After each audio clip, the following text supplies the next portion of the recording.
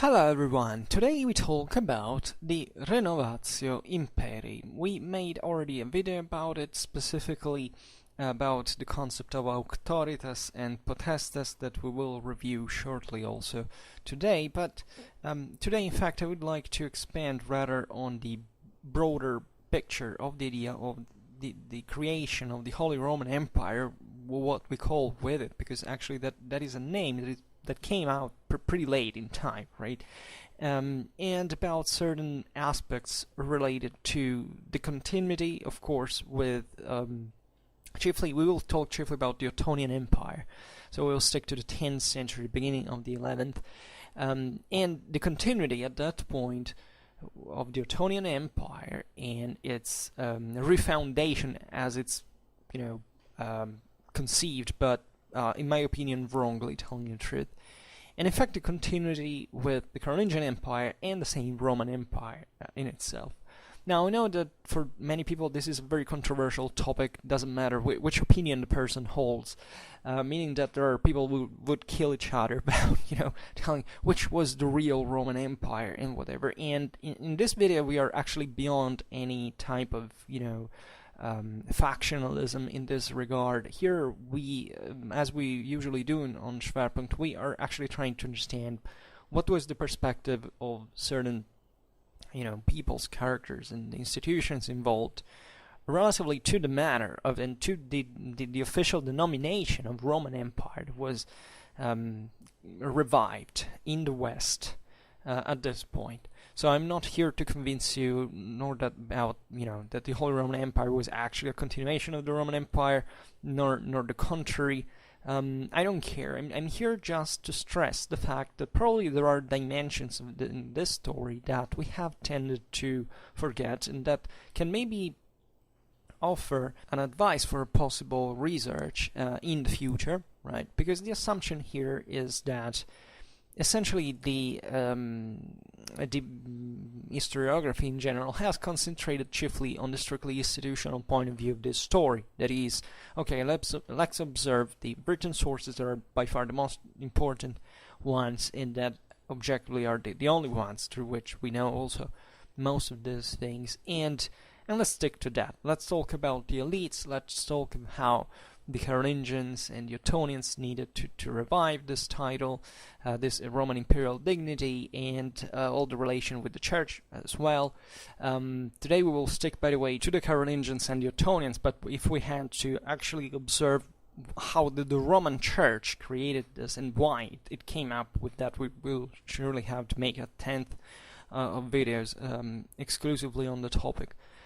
Because actually this is a very complicated one. I mean, it's not easy. We have a relatively few sources in this regard, which makes our life simpler in this regard. But at the same time, there is a big cultural problem that probably the world has not addressed as such, for certain reasons that are somewhat easy to identify. It's not a conspiracy theory, it's simply the realization that the concept of Imperium, as it was perceived in the ancient world, and not just in the empire, but also amongst other populations, it's been overlooked and forgotten. Essentially, this started, I think, from the Renaissance, the humanism, that tended to look at the classical past essentially in a rationalist sense, or at least in a way of pure form that, let's say,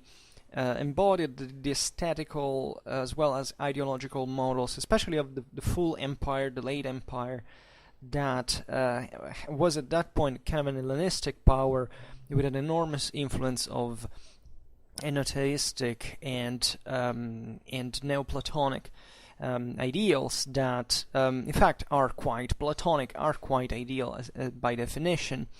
And therefore, from there on, Western civilization has run after this myth of Rome as a candid and secular and completely rational model with no greater coloration. And this basically was epitomized, was reached its pinnacle as a conception with the Enlightenment, with the idea that what is this ancien regime here that exists and believes in values such as the value of command given to the specific dynasty and ruler, etc. No, it was the Roman Empire was a great republic, one day at least, and it was all about rational models of equality, of democracy, and of egalitarianism for essentially for the sake of it.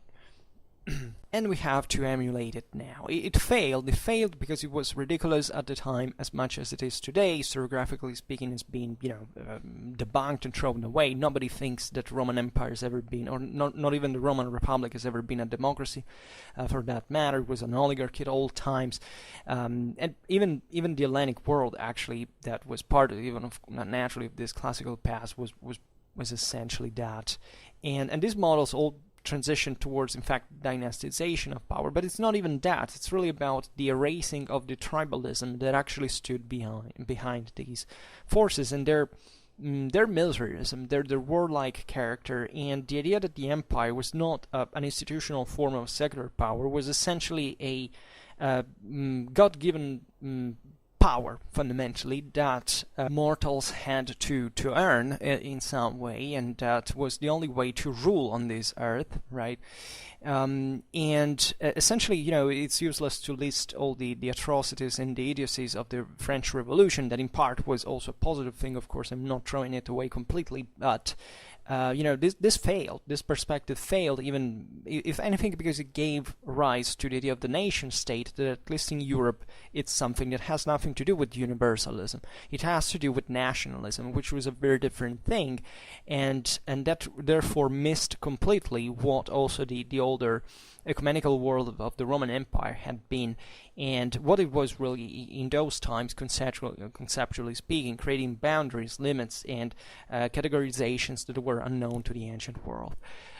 So we have erased in our memory, because we still live within the nation state as such. Like at this point, it's definitely fluidifying and losing its momentum in general, but it's still alive, and it has definitely certain elements of, certain advantages that we still retain, if anything, for the need of political, territorial rule and social organization. I mean, we can't do without certain models here.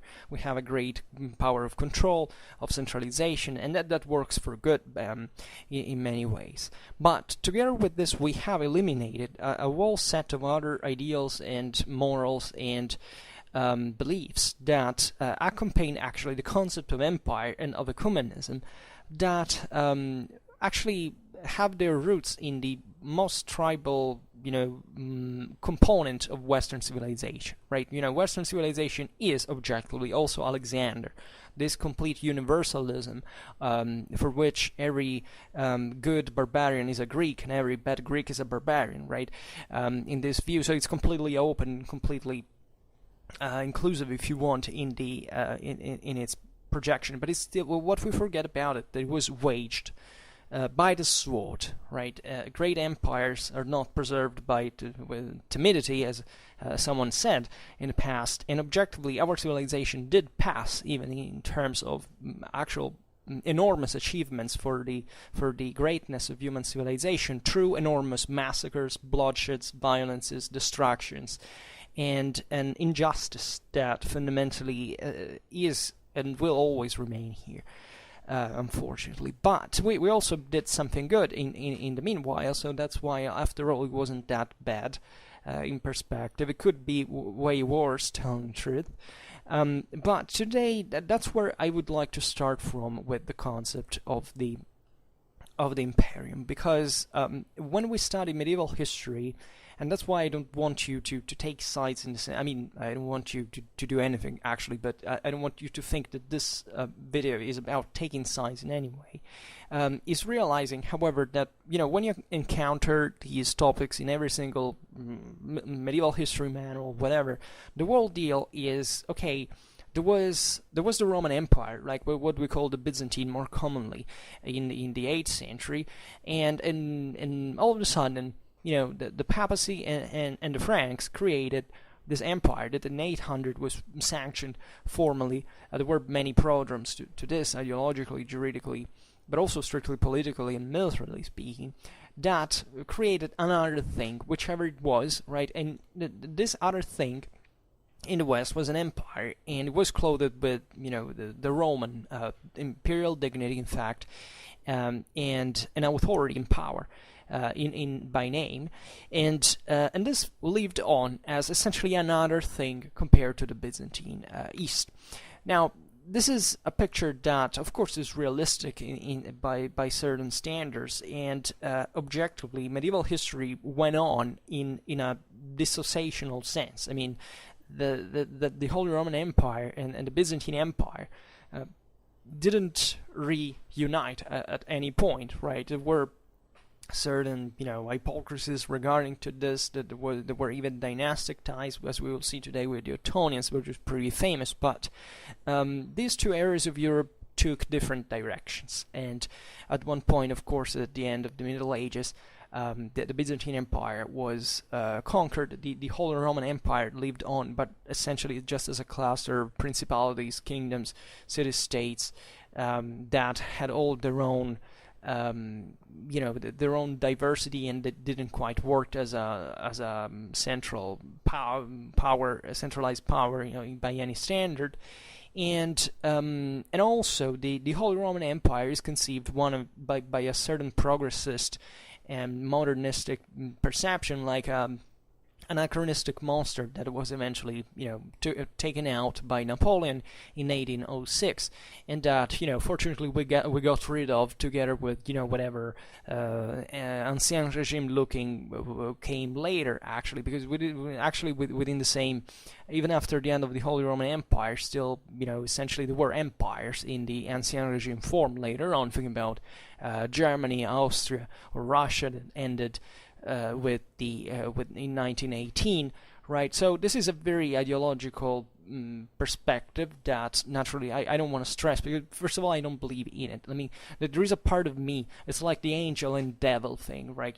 From one side I say, okay, well, in part this is right, from the other side I say in part this is wrong, and I suppose that this is actually what the historical deal really is. There were positive things about the Ancien Regime as well as bad ones, and overall we transitioned to something better, but everything must be contextualized in its own times and spaces.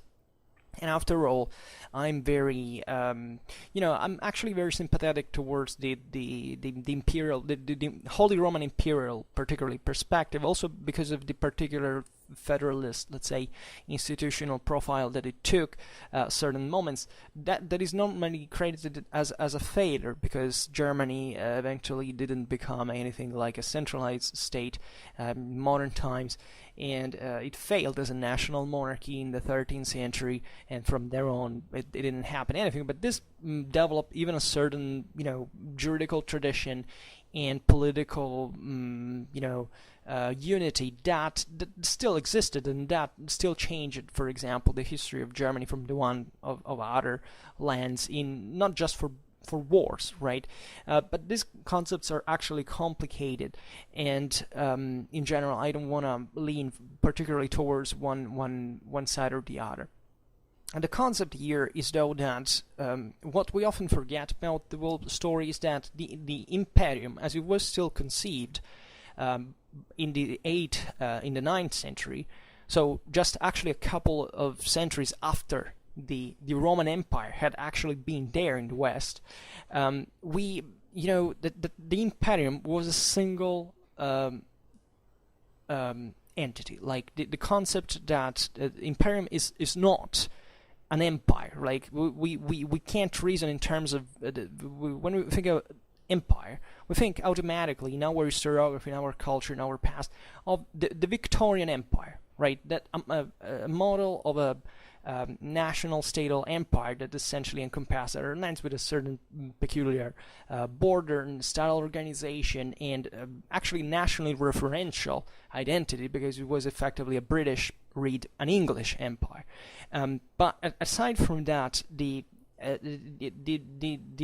concept of imperium is much looser and broader than that. Actually, it's very, very flexible by certain standards, but at the same time can't be denied. It stems from the, as we were saying before, from the warlike culture of peoples that, in the lack of, let's say, more structured and centralized forms back then in Bronze Age, modern Iron Age Europe, they believed essentially that backed the political and military direction of society that those particular peoples had, right, and needed in that specific context. And the empire, in this sense, was divine, right? And of course, we all know about the Roman Empire in the sense that, in the Victorian sense of the world, right? And I'm not kidding, I'm not stressing too much. I mean, the 19th century, 20th century historiographies have tried this. I mean, the British Empire was ideally something like comparable to the Roman Empire had been for greatness and power and dimensions. Like 19th century is all about the obsession for, the positivistic obsession for power, production, progress, whatever. 20th century, the United States of America have been compared, still are compared actually, to the Roman Empire, ideally, right? And of course, even in this, it's completely, you can't think something and it's complete opposite. I'm fine with that. I don't care. What I'm saying here is just that we have essentially taken this empire as just an institutional, political, territorial entity, and not understood what was behind that culturally, and which was an exclusively religious principle. The idea that the Imperium, as a military, a political and military faculty, if we really want to reason in Clausewitzian terms, that derived from the deity of the heavens, right? It doesn't matter which one it was, because at one point the empire gets Christianized. So actually it was a very easy shift from the celestial deity of the sky in a pagan context to a Christian one, and that's also one of the reasons why the alleged, terrible Christianization of Europe wasn't anything terrible, not even by certain degrees, not even perceived as such, right? Even when we read of the baths of blood that took out at the hands of the Carolingians, that thought to be the new chosen people after the Jews and the Romans, that has nothing to do with religion by itself, right? That's simply what peoples have always done by any, in all times in history, for any type of ideology they could clothe that with, in terms of invading and stealing and raping and massacring and enslaving and exploiting, which we continue doing all the time, and we will keep doing it all the time, up to one point in which, technological standards or something else will objectively make us lead in a quite much more ascetic way in this regard. But that's essentially how everything works, even if it you don't see it directly, or and that's why politics and war are something we need to study way more carefully than we really do, because it's not a matter of being right or wrong. It's just, first of all, assessing that certain things happen, acknowledging that and accepting that we all are in part contributing to all of this, and it's always been like that, and it will always be like that. So that's a more important realization than the usual.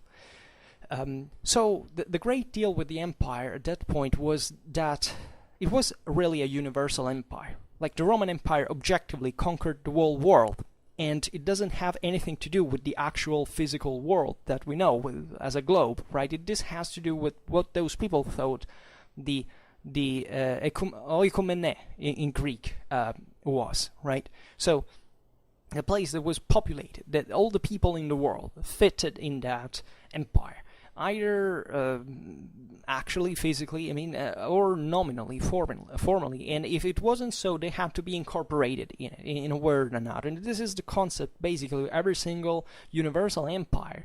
That is essentially what every single power at the time tended to, ideally, right? And this created a hierarchy in the process, because the Imperium could be, in this sense, detained by every single people.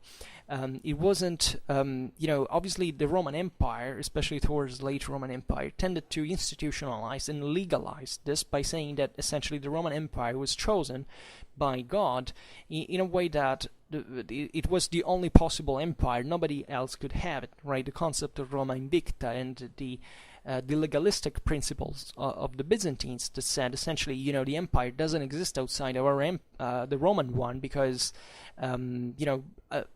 us emperors of Constantinople, the new Rome, are the only ones who can confer appoint someone of the same title of emperor, right? And that's why they never recognized basically the title of Roman emperor specifically to any other commander. There was the other problem, to any other foreigner in this sense. It was another problem in this sense that the same Byzantines acknowledged. I don't know much more in detail about whether this concept was developed. It was just contingental to that specific situation, that the same Constantinopolitan emperors actually recognized to Charlemagne the the title of Imperator, right, without specifying whether it was Roman or not, and that was fine, because in a way they were acknowledging this older thinking that whichever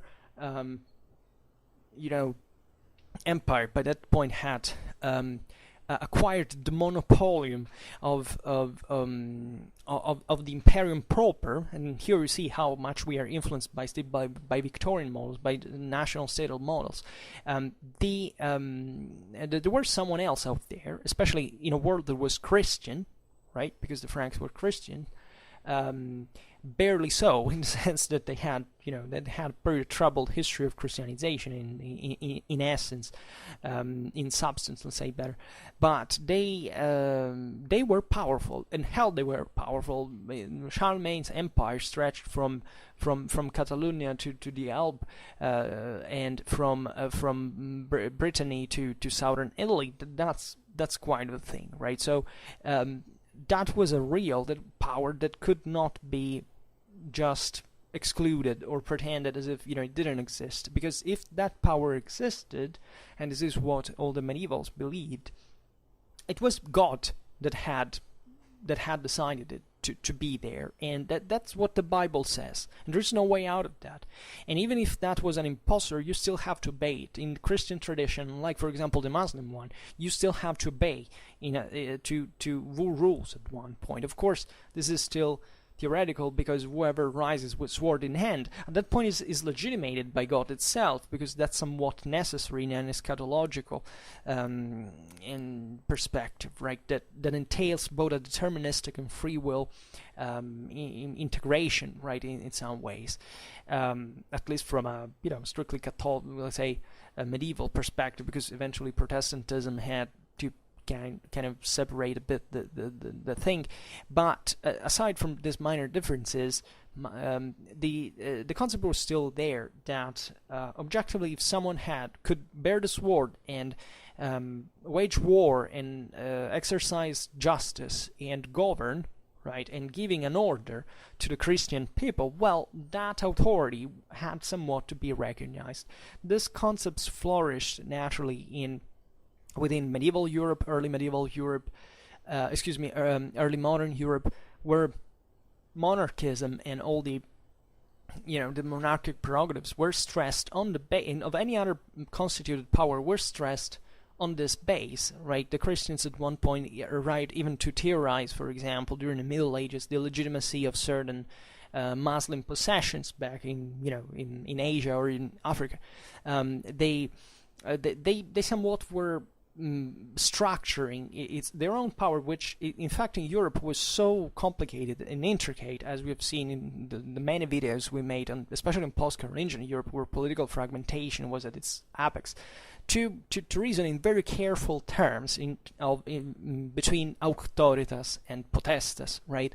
The history of the Holy Roman Empire is a history of struggle and a bit of war, and this happened on many levels, with struggle for investitures, with a clash between the Lombard League and the Holy Roman Emperor himself, or even the Hussite Wars, or the same 30 Years' War, the wars of confession, etc. So that was a world that paradoxically created, in fact this is not surprising that it emerged actually after the devastating conflict that tore Europe apart for 30 years in the 17th century, that our Western concepts of tolerance and emerged, and at least were formalized, institutionalized, because actually these were contained already in a mix between, let's say, what is called Athens and Jerusalem, like the concept that in part was an ancient democratic pagan, because it was not Christian, but legacy of the Greeks, of the Romans, etc.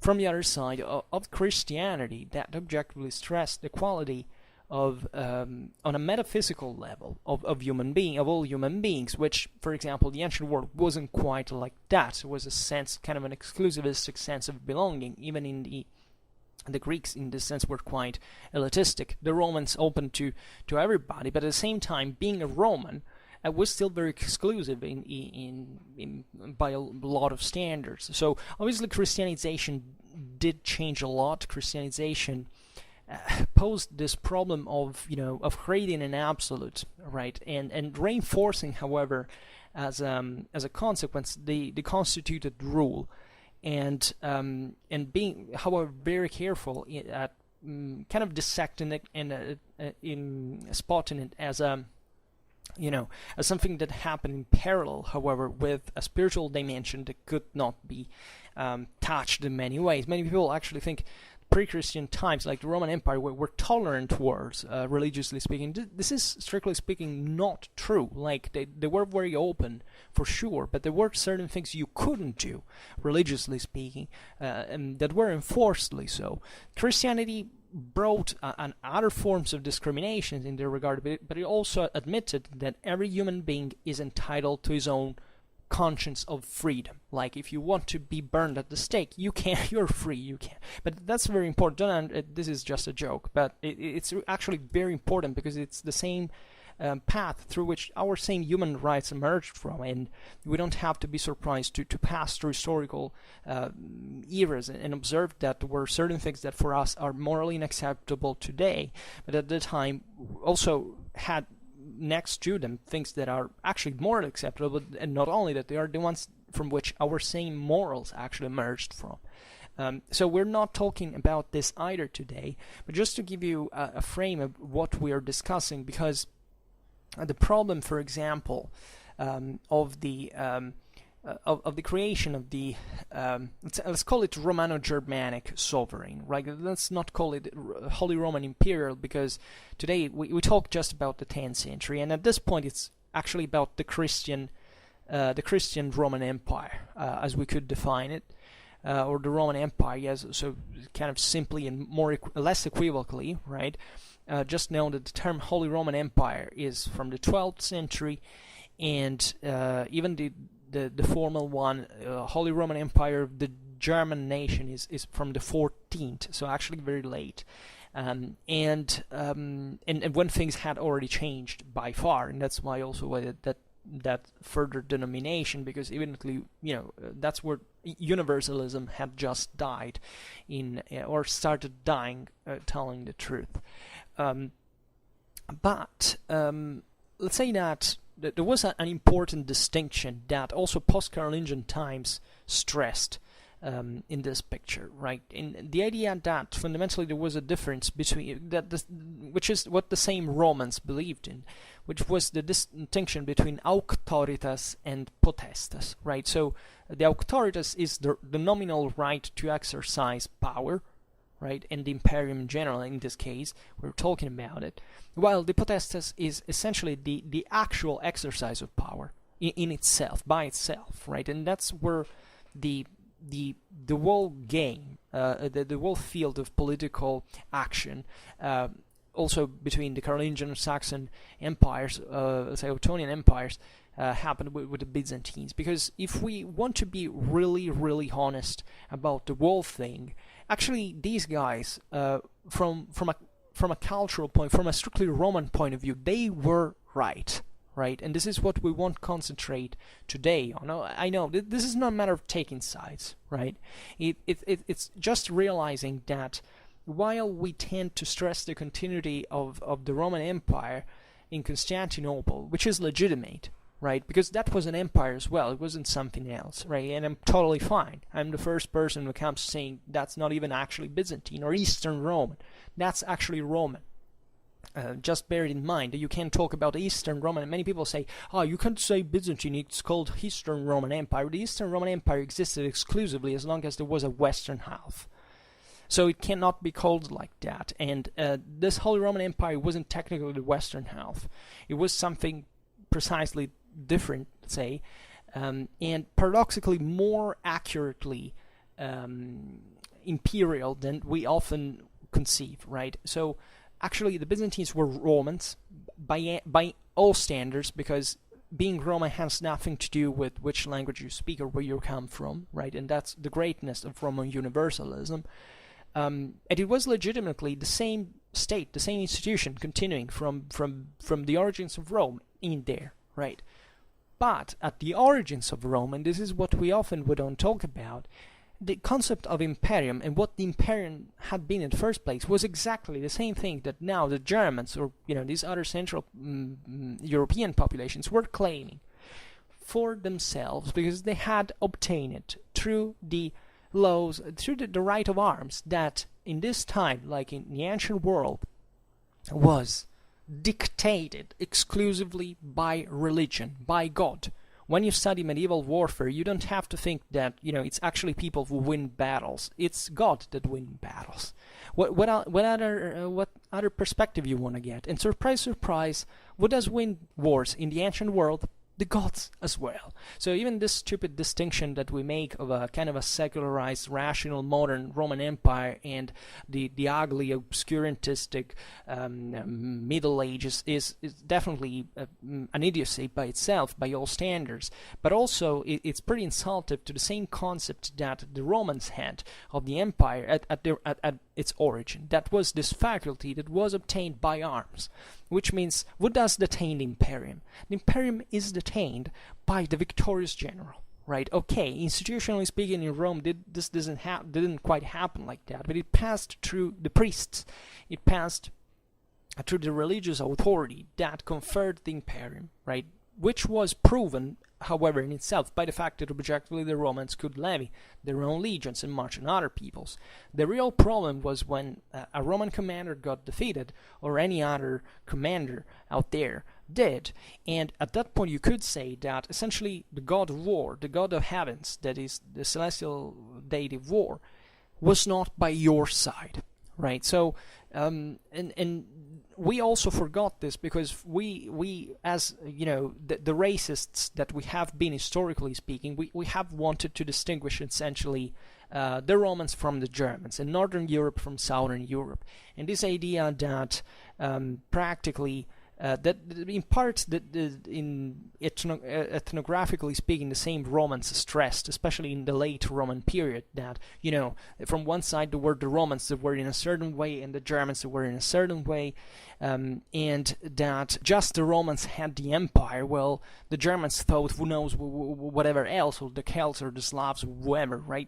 They actually believed as Indo-Europeans and not just as Indo-Europeans, because this was a conception widespread all over the world, we can say, that the political military faculty of power came exactly from the deity.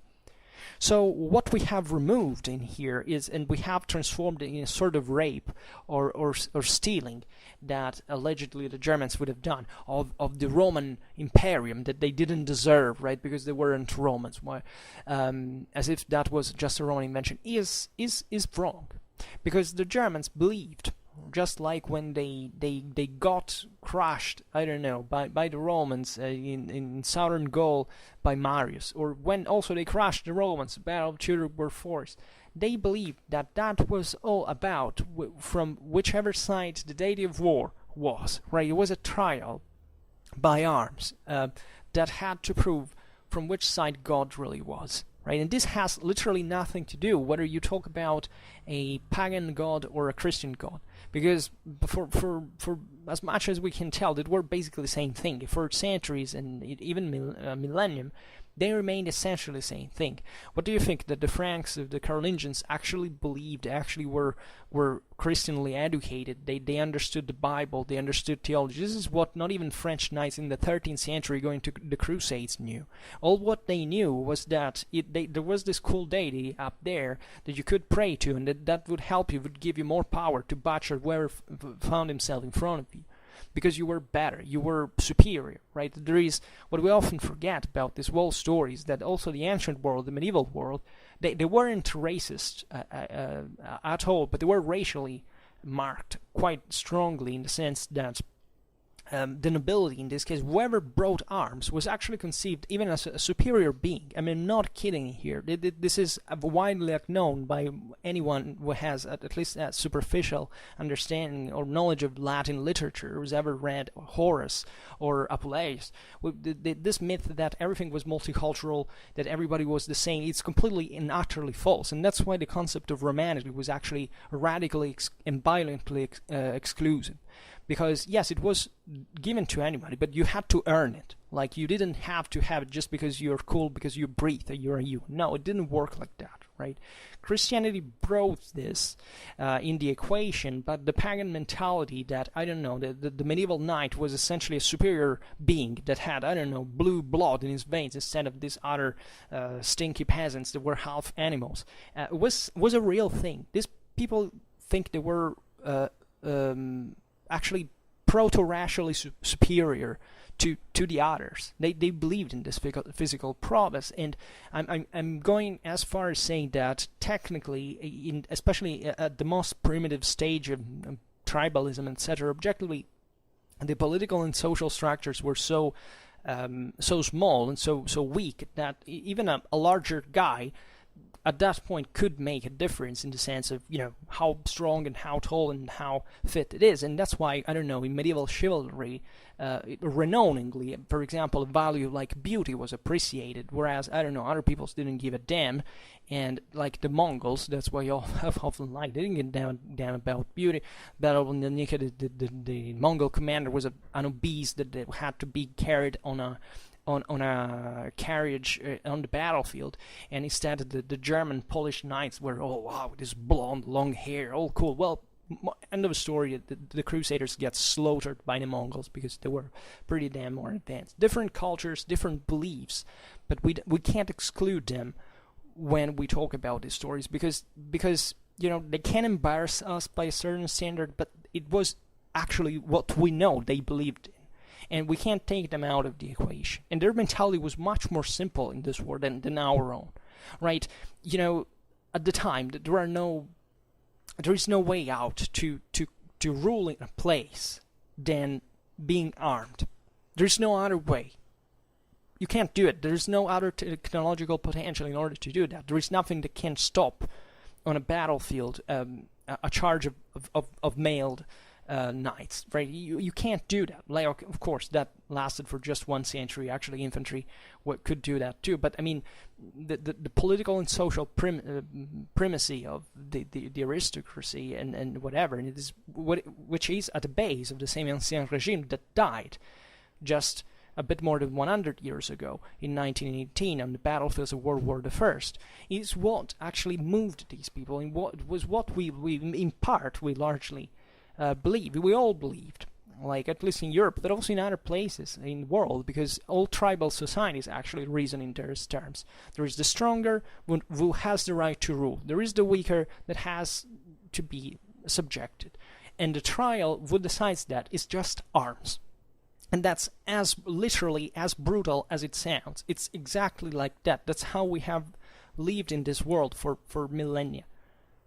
And by certain standards, it is still how it is, right? With the only difference that we have evolved in a way that we have highly rationalized and intellectualized our faculties, for which we have understood that intelligence is superior to strength, for example, and which is a Clausewitzian concept. We have understood that these ideas, in fact, are kind of obsolete, and it's the same idea for which in many ways, there is no ancien regime anymore, right? Because it's become anachronistic by those standards. So we can't be even romantic about it.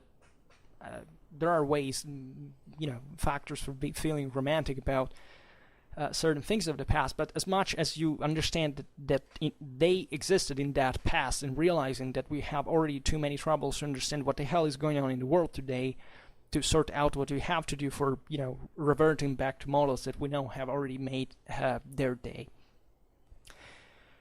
made their time. So the concept through which the empire emerged, and I made a video about the coronation of Charlemagne, etc. So maybe I can address you to that.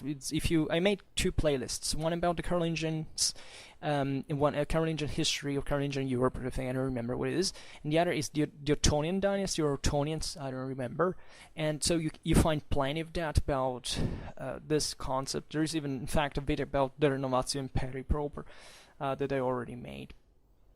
And why am I talking about this overall is because it's important to understand where the concept of empire emerged from, not much from Rome, right? Because the popes had definitely elaborated these ideals for which they had been entrusted by the secular powers, certain secular powers themselves, right? And therefore even Charlemagne's coronation was essentially the product of this, and there was all an ambiguity about this idea, because that also makes legitimately discuss the Romanity of this empire and the institutional validity of this from a strictly legalistic point of view.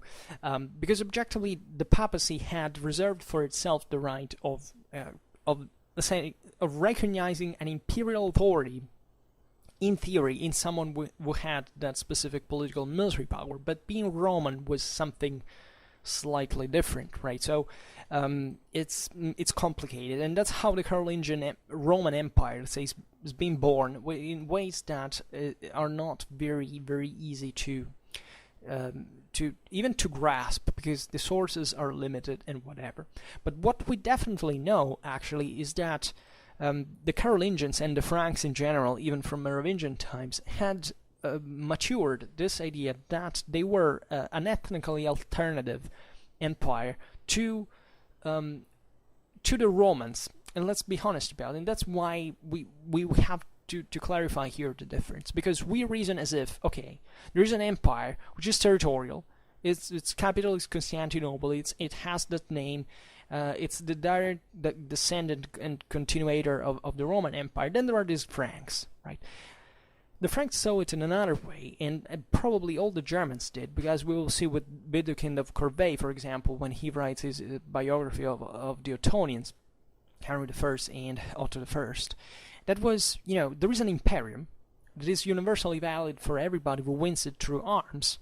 And what happened is that the Romans lost it, and we got it, at least here in Western Europe, right? And this is it. And the Franks have become the new Romans in this sense. They have become the new Jews.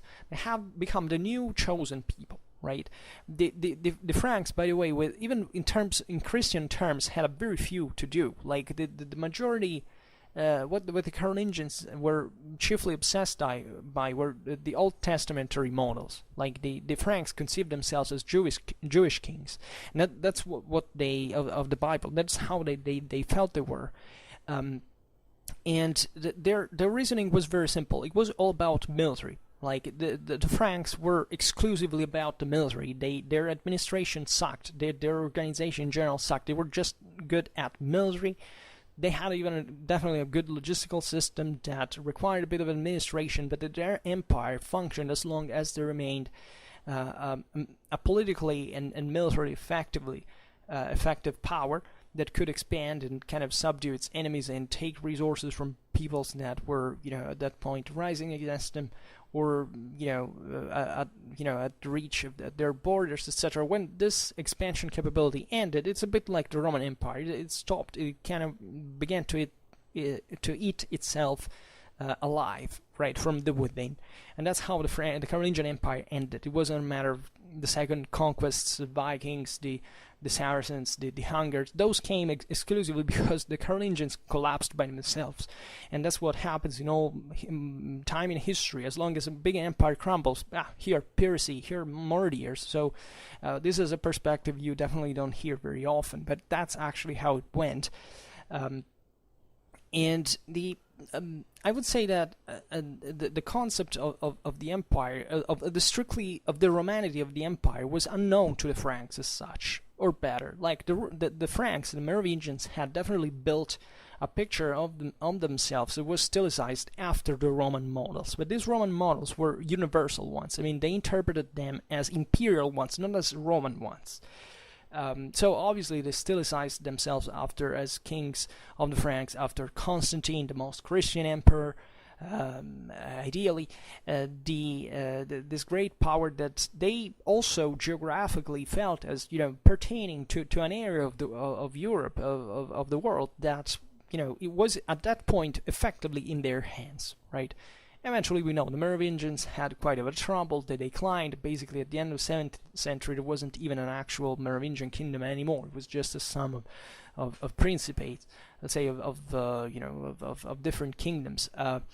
Then, eventually, the Carolingians reunified this, and objectively, they achieved something astonishingly new, right? They expand enormously their territory at a point that, basically, from Roman times, nobody had ever done.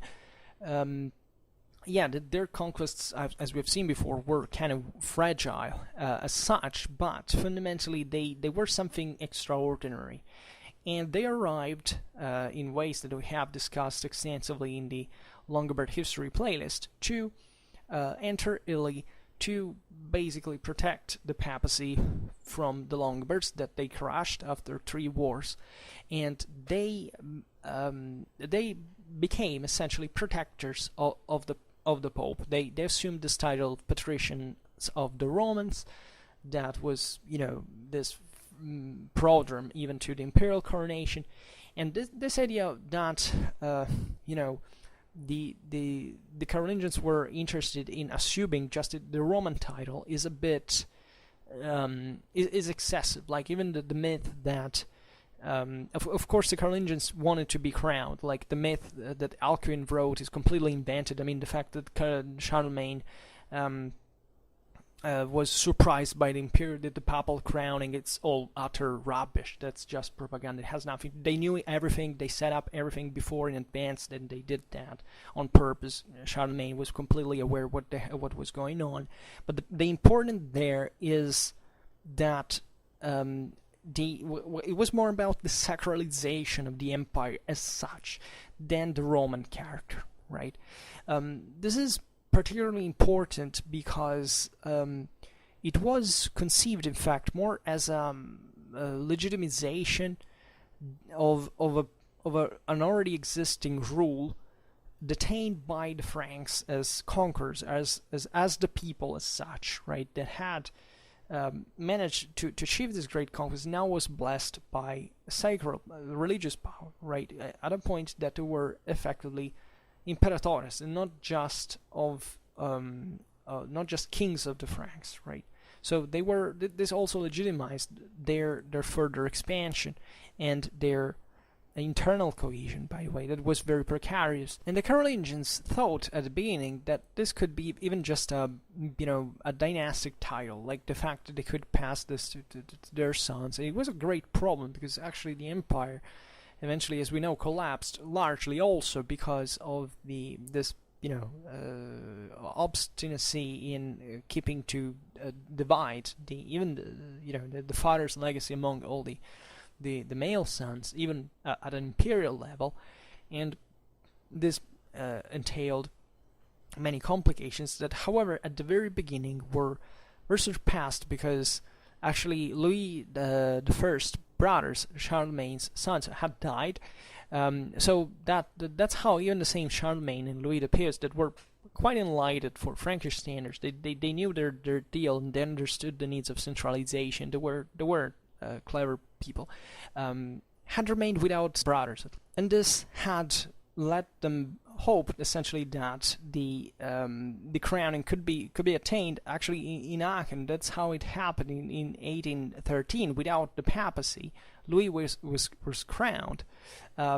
Charlemagne was too old; he would die next year, the following year, to come to Rome. So this was a bit the excuse for. But from that time onwards, the papacy actually reclaimed the fact that the imperial crowning was depended on the Roman authority, on the papal authority and Roman authority at the same time in this sense, and that and from that point onwards, without any exception, the imperial title was conferred in Rome by the papacy, right? And or at least in other places, that however, but always by papal hands. And this was very important because it would remain essentially invaried until very late, till the modern age. The deal was particularly important because even the same Franks didn't believe what had substantially happened, right? This title was effectively had to be justified, historically speaking.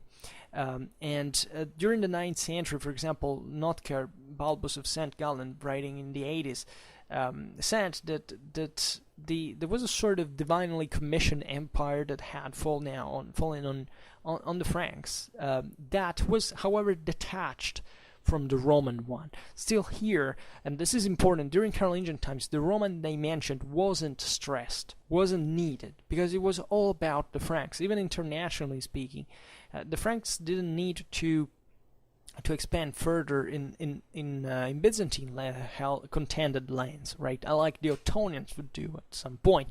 They entered in contact. There was even some that escalated in warfare in some occasions on the border, but it wasn't like the Franks were all still centered in their chiefly north, central, western European domination. Let's say they didn't have the interest and the worries to need about whether they were actually Roman or not. That was not a great deal. The Merovingians had done everything to confer chiefly the Carolingian, the Frankish monarchy of a central unity, like the idea that there was actually a dynasty ruling over the on behalf of the Frankish people, or better, like over the Frankish people, but in the name of the Frankish customs and freedoms, etc. And they had gotten literally everything as possible from the Roman imperial models, but once again, not as Roman, but just as imperial, because now, according to them, the empire had switched to them. Right, and this is what the Franks and the same France in later times would always maintain, like this imperialistic mindset for which they had to conquer everybody was around them, and from Francia proper, for northern France and parts of Belgium and Germany, and the Netherlands, and then they felt as if they were destined to do so. Up there, they didn't have much of a different dimension. I mean, the Western world, the Southern Europe, for example, was at the outskirts of their own world. They knew they had to contend with the Byzantines there, certain areas, but never to go beyond. They never had the means to effectively achieve it. Now, there was also the other perspective, that is naturally that at the time the Byzantine Empire had a regent in the so-called Basilis Irene that was never empress, because technically there were only male emperors, and she was ruling on behalf of her son. And at that point, that was another valid idea for which a new emperor had to be elected in the West somewhere, but always with the ambiguity that we have reported. Charlemagne thought to marry the same Irene at one point, but that basically obviously didn't happen. It could have changed history a lot, but even if the Franks were not particularly interested in it. It's just the courtly milieu that began with Alcuin, with his other thinkers, even during the 9th century, in a moment in which the empire was disintegrating and already disintegrated fundamentally, to stress the mission that the Franks had obtained by God to rule the empire. Like, their attitude, ideologically speaking, was very much like, we find ourselves in this situation, right? That's also why Alcuin said, Charlemagne, and St. Peter just turned his head and magically, the Pope crowned him by surprise. Like, because the whole idea was that there was this alineations of factors, both divine and let's say heavenly and earthly, let's put it in this way, for which now the Christian people needed another emperor, and they had nominated the Frankish king as such, right? And very important in this context is also observing, who was this Christian people, right? Because for the sake of imperial election, this would always be the Roman people, right? If you wanted to be elected emperor, Holy Roman Emperor, even later, yes, you had to be king of Germany, king of the Romans, king of Italy, and eventually you had, however, to be elected by the Pope. That was not the only one involved. In the church, in the ceremony, there had to be a representative of the city of Rome, right, the Roman aristocracy, that had to confirm that title.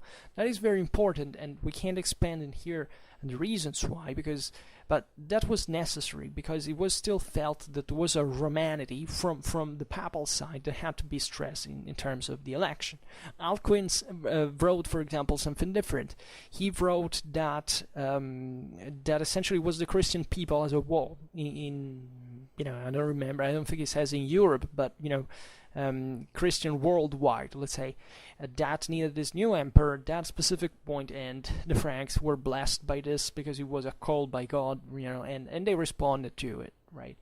And this was important because the initial attitude at this point was, and this is where I want to insist on, is that this empire didn't belong to the Romans. Like, this was the idea that this broadly kind of either Germanic or Germanized populations of Central Europe, actually including even Italy, for example. We see it better with Liutprand of Cremona. It was incredibly hostile towards Romanity as such, because he perceived himself as a German, even if he wasn't actually Italian. He spoke a Romance language, but as a Longobard, right? He felt himself to be something different. And why? Because the Longobards had come there as an actual regnum, as a kingdom, as someone who had come there, just like the Franks or other peoples in Central Europe had occupied the lands formerly controlled by the Romans. Then on the reasons why Liutprand thought of himself as a Longobard is a story that pertains to Longobard history, and how essentially Italian society transformed into that, culturally speaking. But it's not important. Important here is that there was a shift from Romanity to Germanity of the empire, and you don't see this, you don't hear this very often. But this has nothing to do with saying actually this is a German empire. This has nothing to do with that. The Carolingian Empire is you make like those scholars who debated before, like, is Charlemagne French or is he German? It's a stupid question. It has nothing to do with any actual historical assessment. Like, Charlemagne was a Frank, and that's it. And that's pretty much a mix between Latin and German, and culturally speaking, you can't distinguish the two things. And that's why we're talking about something different. That, by the way, united Europe in this sense. These are Romano-Germanic kingdoms. They write in Latin, and they have also Germanic laws, for example. So it's a mix of the two things, as much as it is even ethnically, in a broad way. It's so evident. And as you know, the Carolingian Empire came to encompass areas that were even, Celtic and Slavic, for example, or even other populations even. So this is particularly meaningful to assess when you think, however, of why these guys thought themselves of being German at that point in history, right? Because they were stressing that as kingdoms, as Romano-Germanic kingdoms, that were essentially, we call them Romano-Germanic because we want to stress legitimately the enormous, in many cases overwhelming Latin character, especially in Gaul, in Italy, of these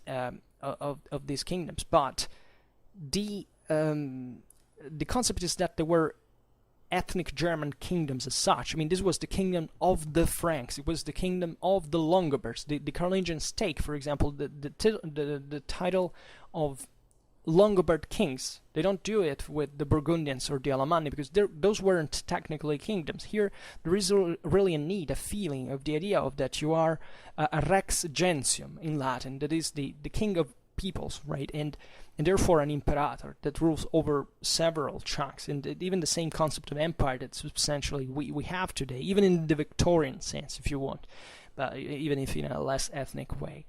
And you can find this actually much older than that period. You can find, for example, this is something that Robert Falls, a French historian, said a very long time ago. When you look at barbarian kings that towered over their contemporaries, well, the chroniclers of their times, they liked to suggest a quasi-imperial status for them, right? The concept of the title of imperator is to be found in places such as, I don't know, the Asturian kingdom, such as the Anglo-Saxons, which weren't exactly monarchies at this time. And they were used in the title as such. I mean, of course, the Anglo-Saxons at one point, actually, when the term imperator is used, there is this the broader kingdom, let's say the kingdom of the Anglo-Saxons existed in this regard. But for example, as early as Gregory of Tours, for example, Clovis as king of the Franks had this kind of quasi-imperial status. Even Cassiodorus and Jordanus writing about Theodoric as king of Italy, or Adamnan of Iona talking about the victorious Oswald of Northumbria. So you have here all over Latin Germanic Europe this concept that fundamentally an imperial title or a quasi-imperial title is conceivable on the base of what? Of actual political and military power, right? And this is something that stems not from the imitation of the Roman Empire as such. This was not an invention. That these peoples woke up one day and say, okay, let's mutuate this title from the Romans because that's the only empire we know that used these terms. No, because these guys believed in the concept of Imperium beyond the Roman Empire. These peoples came from a few centuries ago. These were all pagans. They were all tribesmen. They believed in the fact that, I don't know, there was a right of conquest, that the vanquisher had to rule the vanquished, that this was a divinely sanctioned power. And that's essentially also what the early Carolingians thought in terms of, I am given by God this title, not by the papacy. Now, international policy would then soon make them think otherwise, and they grew actually quite respectful toward the papacy, because without them they would have neither gotten the imperial title in itself. But this idea that the Imperium in the West had been vacant, and that now they were, especially at this point, the Carolingian expansion was massive. Thinking about from a sheer geographical point of view, we recalled it before. It was extremely quick, right? Charlemagne is said to have doubled the territory ruled by his father. Of course, in practice was a slightly different, but objectively, like he brought under Italy, he brought under Catalonia, he brought under the Avar Khaganate, he brought under Saxony. He accomplished the unification of Germany in the sense of up to the Elbe River, where the Slavic world began. He crushed other rebellions all over these territories, right? So this thing back in the day, in the 8th century, was an enormous thing. You have to think for those time mindsets and standards. Even this thing had been possible, had been achieved. We have spent countless hours explaining how effectively the Franks achieved this. But aside from the technical means or the political and social capacities, think about it culturally. I mean, these guys had conquered an enormous land. They had obtained, for those times, edus and morals, the control really on great part of the world, and this had to be sanctioned in a certain way. So naturally, in this perspective, the coronation of Charlemagne had a great meaning that was not just a contingency, like something that happened by chance. It was also backed by the same Franks, because they felt that they had deserved this divinely, right? And especially they were realizing at this point of great expansion that they had to stop, and that an extremely useful thing that could have helped them maintaining the power would have been, in fact, having been further sanctioned and legitimized and sacralized as emperors, right? Which the Franks, mentally speaking, culturally speaking, were already very receptive to, because they had always looked at the Roman Empire and trying to imitate it, and obtain a delegation for the controls they had on the Gauls, right? So this is very very important. You should listen, I think, if you go, we'll say, in Frankish history playlist, there is a video made on the sacralization of the Merovingian monarchy under Clovis that is quite meaningful in that regard, because it really shows how deeply Romanized and Christianized in institutional forms actually the Merovingian Empire, Merovingian dynasty monarchy, let's put it in this way, but it was an empire effectively, especially at that time, had become. And also pair of other ideas about the Merovingian world and how they had established their own power. There is Clovis from Germany to Empire. That is also an interesting video that talks about the very roots of in the political and military practice of the early Merovingians, and what they believed they had to rule, how, and why, and through which means. And you realize the coexistence of a Christian and a pagan ethos regarding to these fears, right? So it's very thought-provoking, very, very interesting. But definitely the Franks at this point were extremely sensitive about this older ideal that they hadn't changed from the ancient times. That was essentially the one of the conqueror that needs a formal sanction at this point of its God-given right to rule, because this is essentially what it is. They had earned that in blood.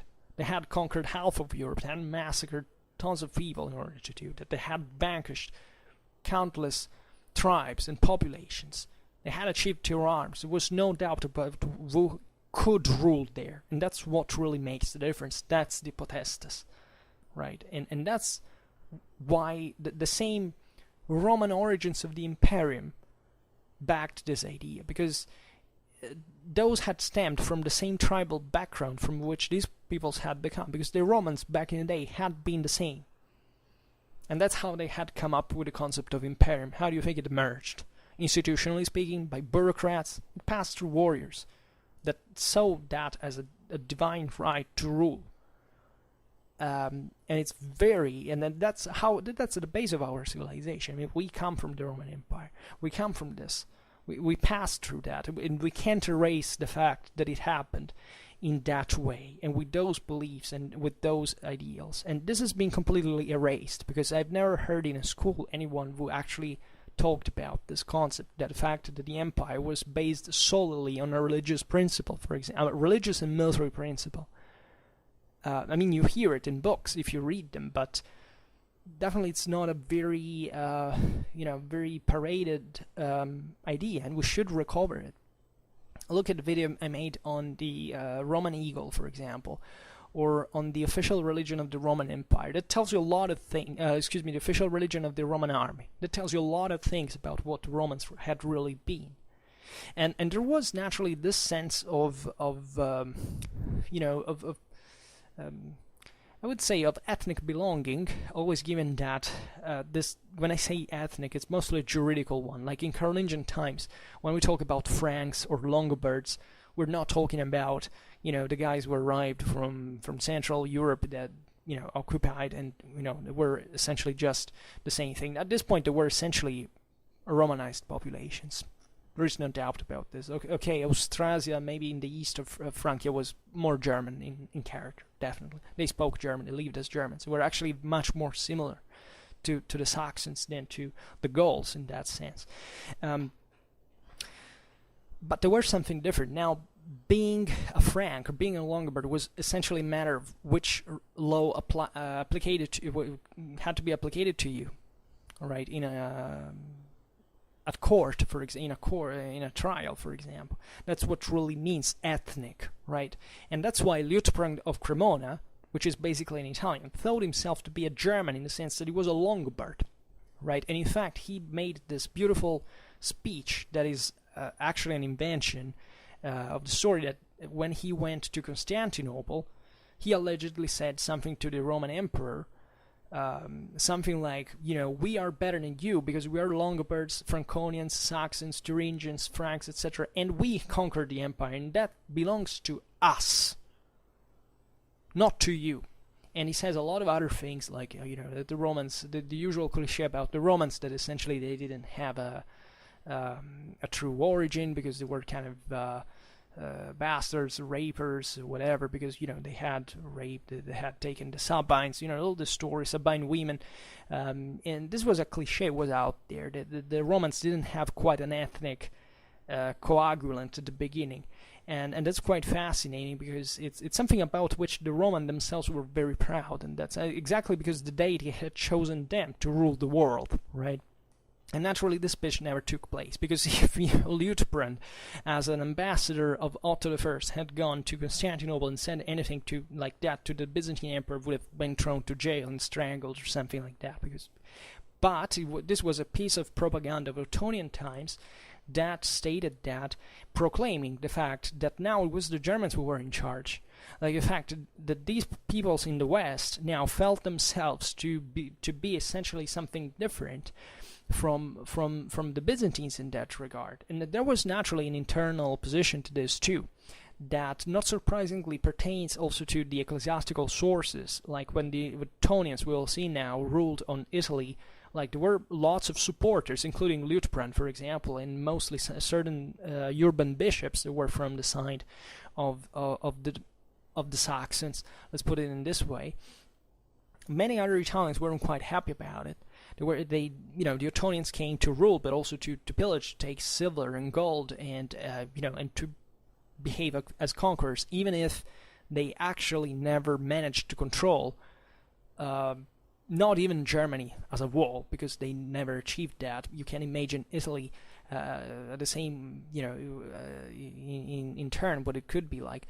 But they still were effectively foreigners for the locals, and that always trying to accomplish something else, including stressing their actual Roman identity, especially in the case of Rome, of the city of Rome, which was the control of which was of dramatic importance for all the struggles, especially during the 10th century.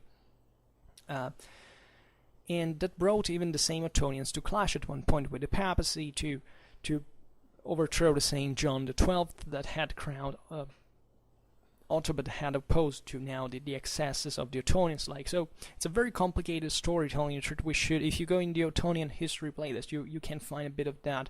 There is a video made about the Ottonians and Italy, specifically in this relation. You can see that more in detail if you're interested.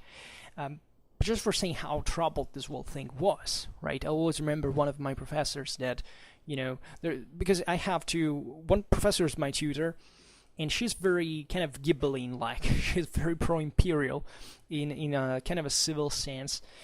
She's for Frederick II and Novo and stuff. And so there is another one that is less kind of enthusiastic about the imperialistic form. And I remember my tutor saying something, because that was an empire, referring to the Ottonians, and this other professor said, whoa, an empire, and objectively, yes. I mean, the Carolingian Empire was a real empire by many standards. The Ottonians definitely were something less. Yet, they achieved a lot, and actually from the same Roman imperial point, strictly Roman at this point, and this is the main difference with the Carolingians, and that's why by certain standards I don't completely agree with. You can't say that the Holy Roman Empire was born with Otto I. They stressed the Romanity of the empire, which the Franks had not done, even though the same Ottonians felt themselves, because they were also without, illustrious ancestors, right? They took over themselves the Carolingian legacy, right? But the Franks thought very differently from that. But not just them, even the same Saxons, as we will see now with Widukind, would essentially was extremely. I mean, he could not accept that the imperial title was a Roman one, like the one the Ottonians had gotten, because they had all of the advantages of craving for such a thing. Because he thought, as a Saxon, that the empire was Frankish or Saxon, not Roman. This is extremely important, right? Extremely important, because it tells us that at a, let's say, common level, that is not just the ultra elite of the same Ottonian dynasty and in their chancery and the official titles.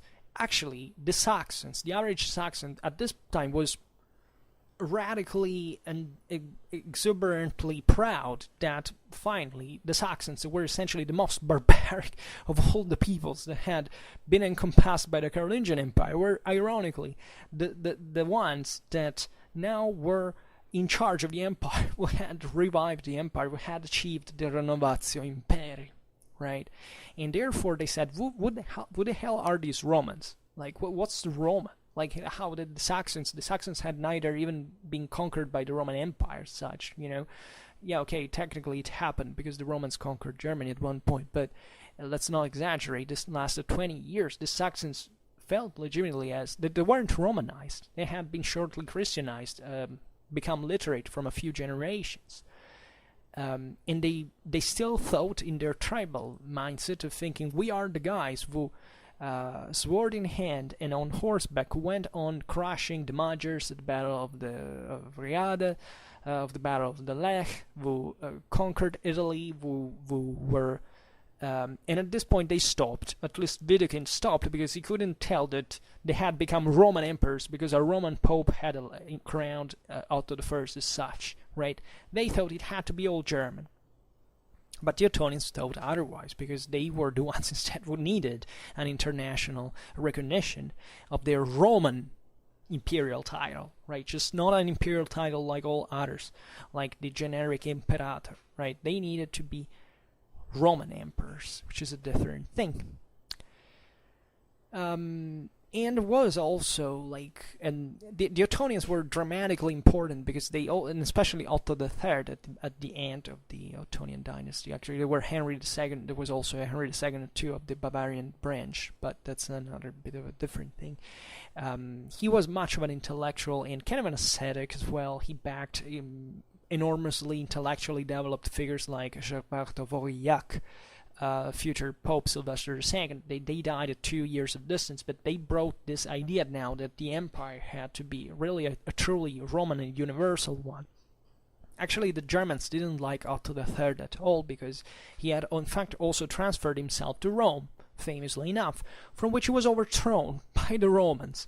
Right, at one point there is this letter that is, what the hell, like, I came here, a band that he said, at least in this story that was written later, I came here, I forsake my kin, like I abandoned my own Germans to come to live among you Romans, and you throw me away, right? And that tells you what was Rome, and in a nutshell at that point, because the Roman aristocracy, obviously, with the arrival of the Germans, had lost a lot, right? And not just the Roman aristocracy, but in general the whole Italic secular aristocracy, opposed to the ecclesiastical one that instead had been used through the system of the so-called bishop counts, which meant bishops invested of comital dignity, had been largely in favor of the Ottonian rule, right?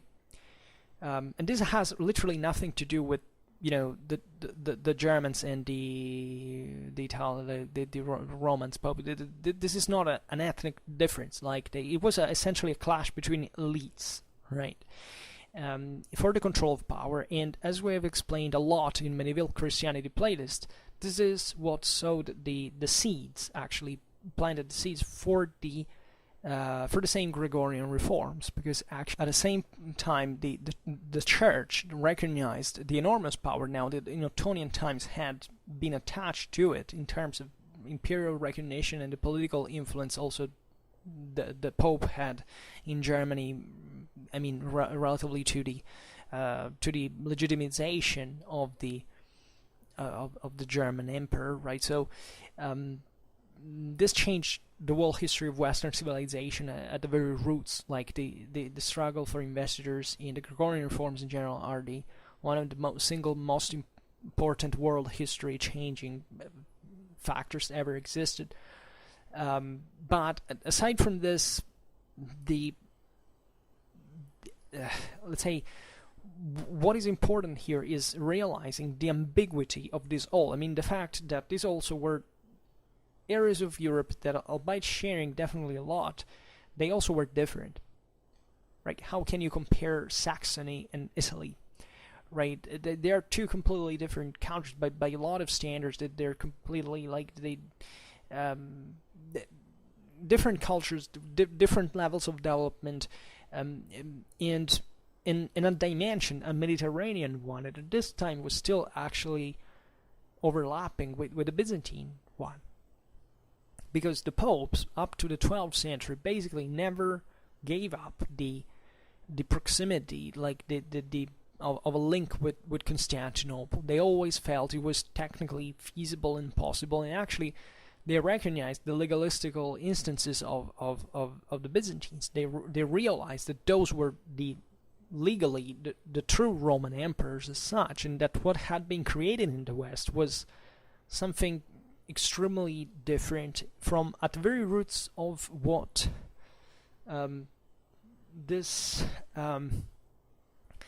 say the Roman legitimization of this empire meant, right? Because there was the ecclesiastical medium that was at that point necessary, but also Latin Germanic Europe was completely different in terms of institutional structures and in administration, in same, this was a fragmented empire. An enormous problem here is that the Carolingian Empire collapsed. Like the Carolingians there's this enormous parenthesis, right? That is not very long, but it's enormous in the sense that there was no continuity between the empire of the Carolingians.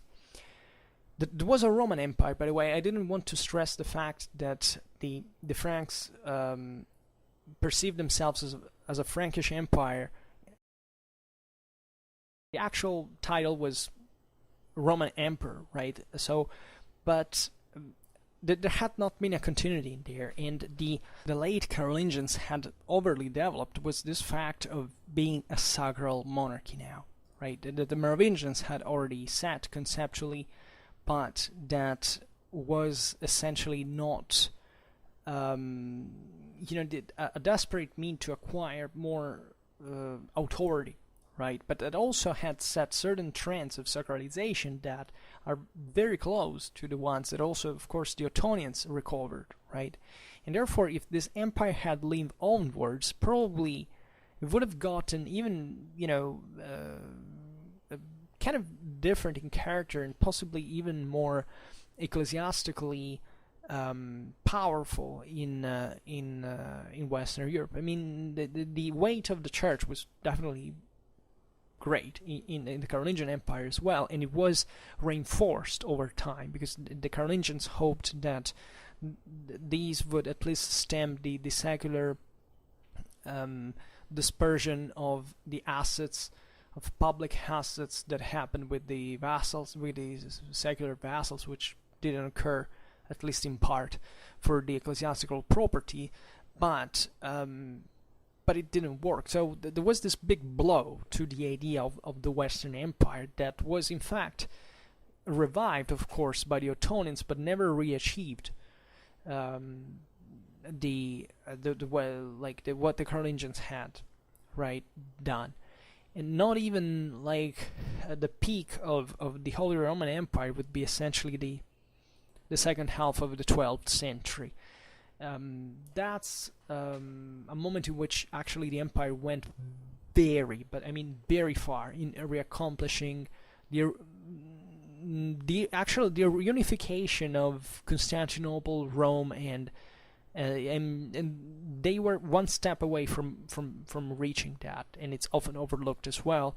But they never achieved, in fact, the same level of actual power that the Carolingians had obtained. Right, even if the bases were of the same empire, or the Carolingian Empire, were definitely not very solid, as history would prove. So there was naturally an enormous, there was all a biblical, the Ottonians institutionalized, let's say, a new type of philological ideology. Or, I mean, they revived enormously classical studies, the studies of the Bible. And they derived this image from the book of Daniel, that was a constant preoccupation in medieval historiography, and of the eschatological. I mean, the idea that there was this last empire, right, that Charlemagne had allegedly inaugurated, for which this had to lead to the end of times, right, and because they were actually, in fact, as the Franks, the people chosen by God. So this was all revolving initially from the Carolingian tradition into the around the Frankish character of the empire.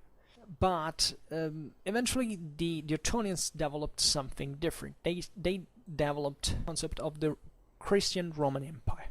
The Roman part was initially, let's say, conceived chiefly as a form of protection that the rulers had extended over the Roman populations of Italy, and therefore an ethnicity, we will see this better, that once had owned the empire, now, let's say, was shared and controlled by the ruler that came from Saxony, but that was still part of this Roman dimension. But later on, there was a further development of this that took a more spiritual path. This came late too, right? It happened under the reign of Otto III, who evidently thought that the Roman Empire had been bestowed upon him by celestial providence for religious reasons, and which were to reform and to expand the Christian faith, and possibly to save the world from imminent destruction by renewing the Roman Empire, which was destined to coexist with the Church until the end of time. So here you really have the pillars, the fundamental basis of an empire that is not German anymore, but it's actually Roman and Christian at the same time. It's something deeply different. It's an evolution that in part has secularized the concept, paradoxically, has created this image of a fully, Christianized and spiritualized. This is the most important part of it, of the story. Like Otto III, as we have seen, he was friends with a lot of monks. He endowed them with great monasteries in Rome. He even had led an ascetic life in itself. He even thought of ending his life in pilgrimage to Jerusalem. He was a very deep character that also ruled relatively for a short time, yes, objectively, but that had a highly spiritualized vision of what the empire had to be. And that's why I said before that the struggle for investitures was actually set by the same imperial models. I mean, it was the Ottonians who fed rhetorically the same propaganda that the Gregorian reform used to legitimize its own raison d'etre as purification of the church. This had all started by the Ottonians, who had come in Italy exactly to purify, let's say, ecclesiastical life from interference of the local rulers, right? The same Otto I had come in Italy for many reasons, for saving, I think even Adelaide of Italy, for example, reincorporating the Burgundian kingdom that would remain, in fact, in this what would become the Holy Roman Empire. And the same John XII that crowned him, that ruled Rome, was opposed by Berengar II of Ivrea. the papacy had dispensed these imperial titles to these central and northern Italian and also southern French noblemen that had managed to create a sort of, local, regional scale power. To say, regional maybe is too big, but not very different from what the early Ottonians were essentially in Saxony and in Franconia, right?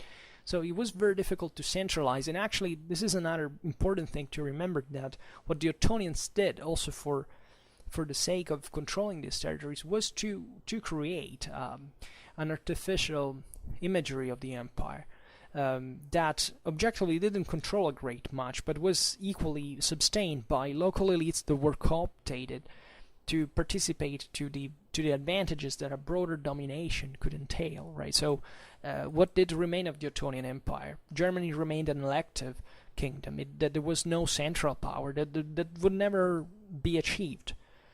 Germany wouldn't become the national monarchy that France and England became.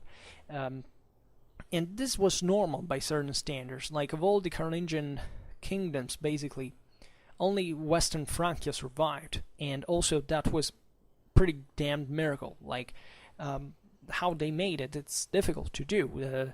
That was technically kind of the weakest of the post-Carolingian kingdoms at some point. Burgundy, Italy, and Germany had it better at some point. Well, they died all, and Western Francia emerged, while the others were aborted, and they headed towards the path of decentralization. But the concept here is that the let's say the pride of the nation, let's say of this let's say Eastern Frankish power that had emerged and had been identified now as a Teutonic kingdom from the intellectual elite of the main monastic schools, centers like Reichenau or St. Gallen or other centers, was still a national thing. I mean, there was in this period a proto-national character. I mean, when I use the term national in this context, it's in the Latin term of the word, like it's not the modern nationalist concept, but this was also proto-national dimension was emerging from the 9th to 10th century of what would be roughly today's Germany or roughly today's France, and whatever, as two distinguished areas that objectively took their own separated ways at the end of the story. As basically the Western Frankish kingdom, that was technically a Frankish land, basically was not encompassed, I mean de facto at least, by the Holy Roman Empire, for example. It went out there on its own and emerged as a autonomously ruled monarchy that didn't need any legitimization from the emperor, even though formally that was technically still possible. And guess why? Because there was no empire in terms of actual power anymore. Germany had this, let's say, ability to reincorporate Italy that in that sense would remain within the system institutionally, even part of the actual lands that were needed to obtain the imperial title, because if you were not king of Italy, you couldn't be Holy Roman Emperor. And therefore the whole thing was of course related to the imperial papal dimensions, etc. We will maybe discuss it another time, but it was also a non-unitary power, right? The Saxons had made it essentially by working out this successful relation between Saxony and Franconia. Right, this was very important because Saxony was kind of a pretty heavily militarized area. They weren't particularly wealthy or advanced, but they had a pretty good cohesion that also stemmed from the tribal, political and social background of these of Saxony that was just very slowly Francicized, right? And they were pretty active militarily speaking, and they were entrusted power by the other Eastern Franks, but especially during the Magyar invasions. And Franconia was instead a pretty damn developed area for German standards. It had undergone Frankish colonization since the 6th century, hence also where they took their name from, essentially, because there weren't the Franconians as a people, like there were the Thuringians or the Swabians or the Bavarians. And was associated, even just by name, to the Frankish grandeur of the empire that the Saxons were running after, right? And that's essentially the biprovincial scale from which the Ottonian power managed to rise to the levels it did, right? But at the same time, it kind of vanished, and after that were the Salians and the Franconians, basically, and eventually the Hohenstaufen, and you know the story. But this is a story that evolved, like, at one point it was kind of frozen. Like, what I mean is that, paradoxically, even if political and social structures were weaker in earlier times, during the early medieval period, let's say in Carolingian times, more could be done as while this system was yet to be stabilized, then that could be done later. Right, the Holy Roman Empire remained as such. Germany, Italy, Burgundy, parts of Bohemia, other territories, and that's remained it. Like, it remained without a center of power, but it remained that, historically speaking, up to the 19th century. So the question is, how did they make it? Well, the answer is complex. Maybe we will give it another video, but it has naturally to do with many factors, including, of course, from the surrounding powers, but also the internal dynamics. As you know, the Germans in the 14th century would lose progressively the control on certain areas, such as Italy, for example. But the same Italians were, fine with being within the empire, because nobody ever thought to secede in this regard. The only ones who actually did it were the Dutch later on, but that was the only exception of a rule that actually kept this thing together. And it's interesting because, for example, Germany, albeit became one of the battlegrounds of Europe, it was devastated many times, but it was actually never ruled by a foreign power.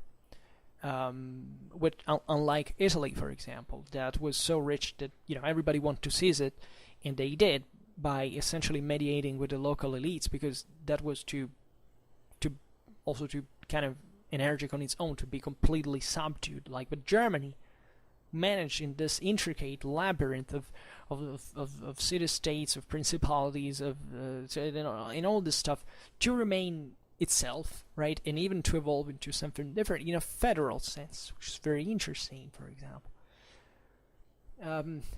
So, to make the long story short, that maybe we will see this in detail in other videos, but it's obvious that Germany evolved in this elective sense, with the king essentially legitimized by the great nobles of Germany, and these great families that would become hereditary at one point, the same right of the crown, like it happened in other countries. Like at the end of the Middle Ages, it's basically the Habsburgs that obtained this, and they obtained the crown of the Holy Roman Empire up to 1806, right, when even without formally abolishing the function and the dignity of the princess electors, and at every imperial death that came to re-elect their own dynastic heir, basically to legitimize with this most noble fictio juris, if you can call it in this way. So, and this hereditary principle that at that point, albeit to an electoral system, had become pretty solidly incontested, right? But not sanctioned by an explicit law, and only the will of a new emperor, the one of the French, to come out of the Revolution of 1789, Napoleon, would have imposed to Francis II of Habsburg to abandon the title of Emperor of the Romans, to assume the one of Emperor of Austria, that in reality was actually more fitting for the territories that he governed, that were actually largely outside the same Holy Roman Empire, territorially speaking, itself. So, but Napoleon's gesture, aside from the etiquettes, was meaningful because he was aware of the evocative power that the political myth of the empire entailed, and he desired to substitute his originally revolutionary authority to the one that the peoples of one time had retained to be the traditional, legitimate one. This is an aspect that is often overlooked. That in Germany, as you know, aside from a few exceptions, Napoleon didn't even export the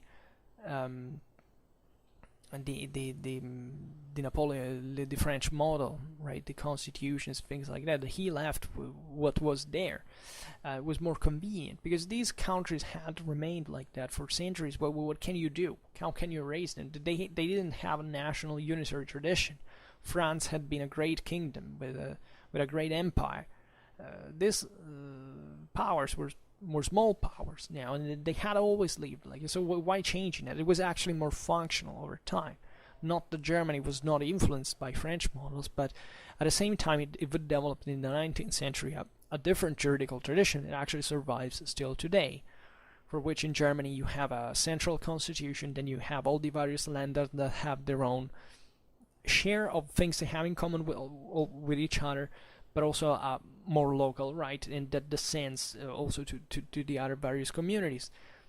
So this is very different from countries like France or Italy or the Iberian ones, and it's kind of similar, in fact, to the British, to the American, that are kind of more they're common law. They are customary, not like the centralized national model exported by the French Revolution.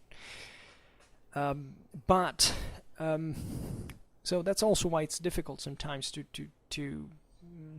use words, because they can mean a bit something different. What does actually national mean, for example? Well, this changes a lot whether you talk about culture, politics, law, right, etc. And the Habsburg Empire, as you know, lived on, as we were saying before, up to the First World War. And in 1918 and from 1867, I mean, it was Austria-Hungary at that point. So a long decline that, however, still proves the fact that these systems that existed, in fact, up to 1 century ago, are the ones from which, in part, we come.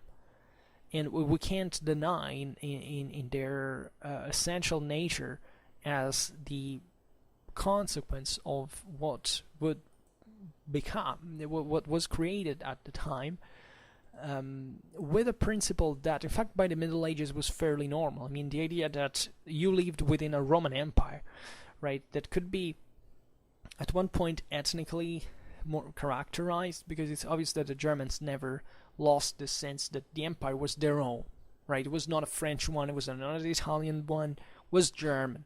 At the same time, it was theoretically a universal one, and there is all a political dialectics revolving around this, because it's the same one that, so from one side, the emperor trying to centralize, for example, in a more universalistic fashion, at least by theory, and the local nobility that did not want that, and that actually won at the end of the day, the struggle, right?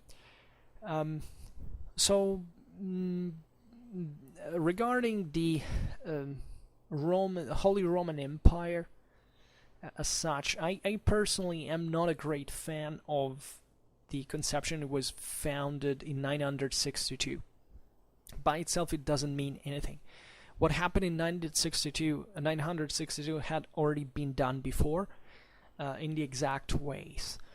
What changed, and you can see, let's say, as a discontinuous element with the Carolingian times, was exactly this de-ethnicization of the imperial possession, etymologically meant, like, would attain effectively the empire as a people, right? And you can see the passage from the Frankish tribalism that actually same Saxons had embraced to collect the imperial legacy, to a Roman one, to the idea that there's a universal message that actually the same Germans didn't quite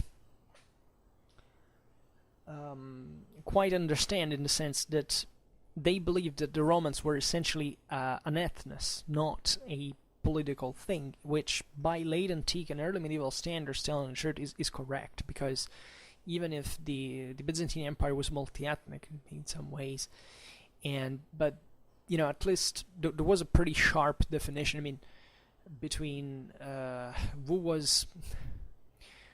This is also actually complicated, but I mean, it's as if the Germans realized that there were areas that were fundamentally, for example, Romance speakers.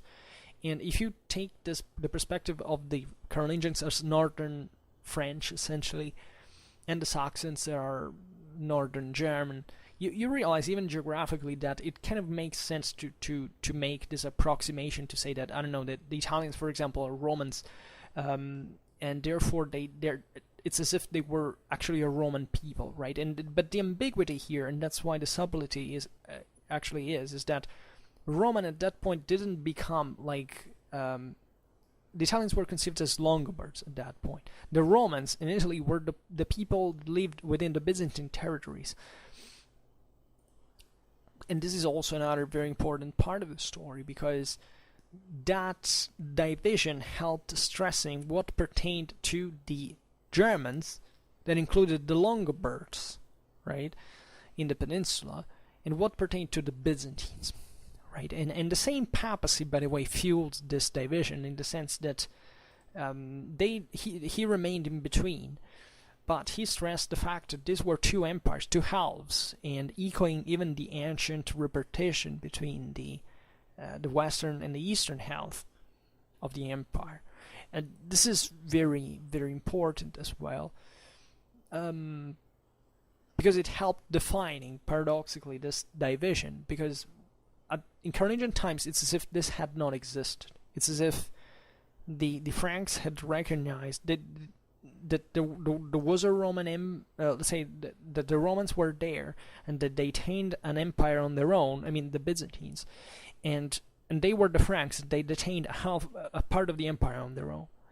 The later perspective from Ottonian times onwards was something different. Was essentially the existence of it's as if there had been an homogeneous empire, divided in two halves that had to be reunited, and the homogenizing factor was not ethnic but religious. They were all Christians, and that's what the essence was. And this difference is important because it makes you also understand how much the Franks were also barely Christian in mindset. They cared more about being Franks than being Christians. Yet, and we know it because not even the church, that was normally the most literate and educated class in early medieval Europe was literate in Francia. Like, these guys didn't even understand the Bible in the 8th century, and that's why the Carolingians had to make an enormous effort to re-educate all the clergy, because it was impossible to accept a Christian empire at that point. A most Christian empire. It was at that point an empire also because it was Christian but not Roman. That didn't even know how to pray properly, right? Later on, the empire was not Frankish and Christian, but Roman and Christian. From the Ottonians onward, that's a very important change.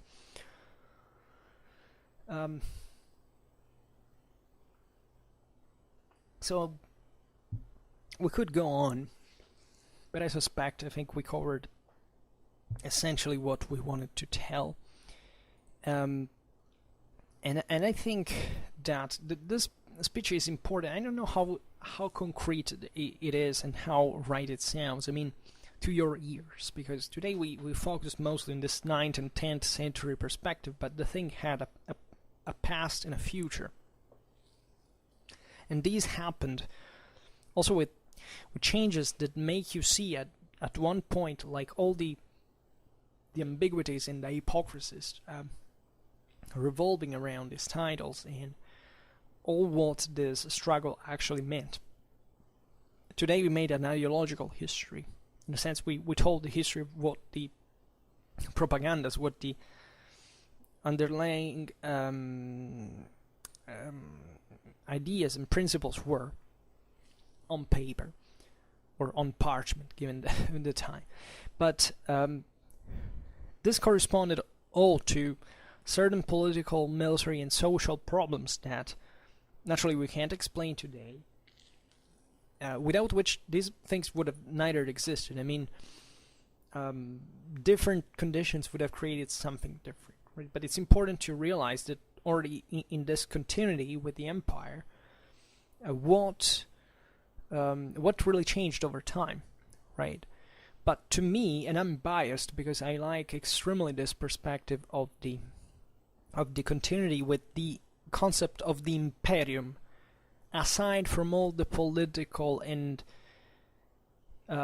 Christian side of the stories, right, that are somewhat detached. And this is not ideological, right, because you can say that, in even Christian terms, that it's the two things are detached, that there is someone who has to rule on earth and someone who rules in heaven. And definitely what happens on earth is worse, but it's somewhat delegated as well. But there's on two different levels. And it's... This means that the church always reasoned, and also this is very important to remind, they always reason in terms as if we are something else. Like we are within the empire, but not because we are ruled by the empire, right? Always remember, this is something I discovered relatively recently, that fundamentally the papal state, territorially speaking, weren't part of, the so-called Patrimonium Imperii wasn't part of the Holy Roman Empire. This is very important to stress, because I thought generally, and this is also what you see on every map, that the papal states are within the borders of the Holy Roman Empire. But this is technically not true. The emperors, of course, stress their jurisdiction of certain territories, and naturally on those possessions that belong to them, because also they made donations, they endowed local, but it was like the Patrimonium Sancti Petri was literally the Patrimonium of St. Peter. It was literally a spiritual thing, so it couldn't be framed within the empire ideologically. So they were completely on another level. But at the same time, it's the same level, because reality is reality. You can't detach two things, and that's also why the struggle for investitures, why all this broad political and secular interest that the papacy at one point claimed for itself, at the point they had to decide who was worthy being an emperor and who not.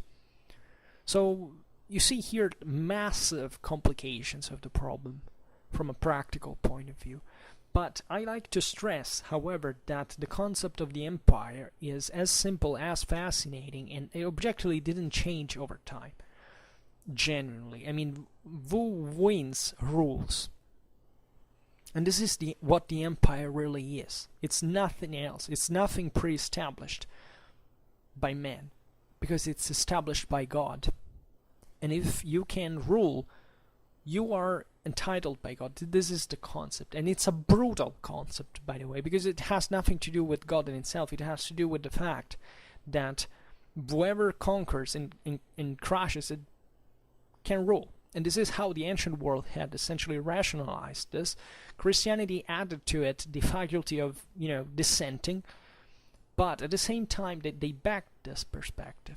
They backed the idea that there was an inherent value in the people who had the capacity to achieve this. And think that philosophically speaking, it's brutal, but it's very subtle. It's not banal. It's not primitive as a concept. It has actually a great depth in it, because it corresponds to a lot of other things, of moral standards, of capacity, of individualism, if you want, which is largely anti, let's say, it goes against it, but it kind of justifies the organization even of something larger if you have the capacity of doing it. And that's why the Romans had conquered the world, for example. Not because they were the best individual warriors, but because they were the best collective units, right? The best armies around. And that's what the gods had embrace them. But then consider that, of course, times change in the measure. Of course, now you can kill someone just pressing, a button, and hundreds of kilometers away. But with extreme precision. But at the time, in order to rule, you really had to go out there. The Saxon knights had really to fight hard throughout all Europe to achieve what they achieved with the Holy Roman Empire. And that's something that lasted for a millennium, or barely. Or not even, but still for a consistent time. So whatever it was important, and it stemmed from real capacities, from commanders that knew their business, like Otto the First. Maybe he was an ignorant, but whatever, but he didn't study, he wasn't particularly sophisticated thinker in that regard, but he was a hell of a politician and a military commander. You can't think that that's not important. Actually, it's very important. It looks even at the extremely practical problems of what it means to rule and to create something from scratch, because Germany didn't have freaking damn minimal level of centralization at the time. These guys managed to extend their boundaries pretty far, even entering southern Italy, for example, where they were contesting the same Byzantine rule, and that was very important, right? If the Ottonians hadn't been massacred at the Battle of Cotrone, for example, they would have, by the Saracens of Sicily, they might have achieved a lot. They might have actually consolidated their positions in Italy further and claimed much more than they did, right? So now this is very complicated. History took its own path, but just think in this regard about even the difficulties of this plan, how ambitious and how, but at the same time, how feasible in practice it was. The Ottonians went fairly close to that. The Hohenstaufen went very close to achieve that, to reunite everything in an ecumenic empire. But this is another story. Maybe we'll talk about it in detail on another occasion. I would stop it here, and therefore for now I hope that you enjoyed this video. If you did, please share it. Otherwise, do a like or subscribe to my channel if you're interested in my upcoming contents. And for now, I thank you heartily for listening to me. I wish you a nice time, and see you next time. Bye.